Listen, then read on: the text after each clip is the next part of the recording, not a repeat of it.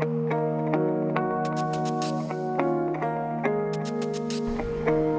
have a method for controlling the slaves that even ancient Rome would. I guarantee you, if implemented correctly, you will be able to control and possess your slaves for over 300 years.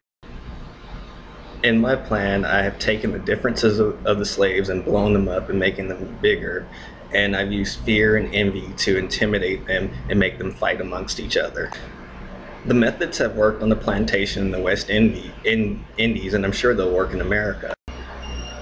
All you do is point out their brain sizes, how ignorant some are, how smart others are, talk about their skin color, their hair texture, make them feel inadequate, make them fight amongst each other, make them think that instead of coming together, they're supposed to be elitists who downplay and pick on others who they feel are inferior. Some have fine hair, coarse hair, light skin, dark skin, blue eyes, brown eyes. Make these differences stand out and point them out to them so they'll envy each other. Replace trust with distrust and anger. Also, make the old man fight against the young man fight against the woman fight against the man. Make sure they see each other as adversaries and not support systems. Make the light-skinned slaves, the whites, fight against the dark-skinned slaves, the blacks. And make sure nobody loves their creation of miscegenation. You must have whites that distrust all blacks, but make sure these blacks are loyal to us and depend on us and love us and will implement anything we tell them.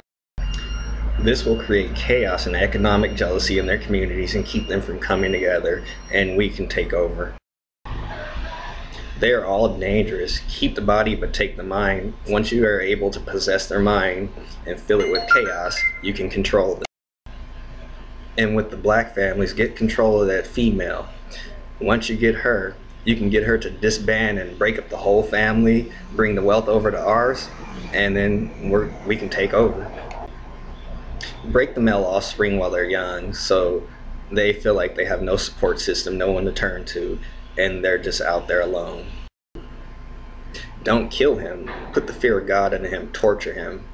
Make him feel that he's useless. He has no future for breeding. Then with the black female, destroy the image of her father. Make sure she willingly submits to your pimping and pandering. Test her. Take her money. Take her car. Destroy her family. If she goes for it, she's a mark. Don't kill her, because she'll teach her offspring these same disrespectful principles, so they'll turn against their family also.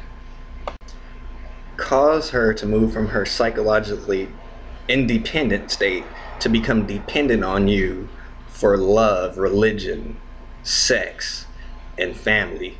Draw her in, make her yours. The idea behind it is if you draw their women in, the men will react in violence and anger, and we'll be able to take them down. Control her language and how she speaks. Break the bond between her and her mother, and you'll have complete control. Being a fool is one of the basic ingredients to slavery, and it's the way we maintain the system of slavery. What I just wrote you is called the Willie Lynch Letter. It's called The Making of a Slave. It was written in 1712, and it seems to be working very well. Many of you watch Basketball Wives and enjoy the fighting and the chaos or the greed of the Kardashians, and you're attacking this Confederate flag because it's a symbol of hate. But what about your programming? That's a symbol of hate also. If you were smart, you'd be more like your ancestors, who banded together and created their own communities, their own banks, their own schools, and educated their own. But instead, you want to reach out and attack, and that is exactly what your slave master wants you to do. So keep it up.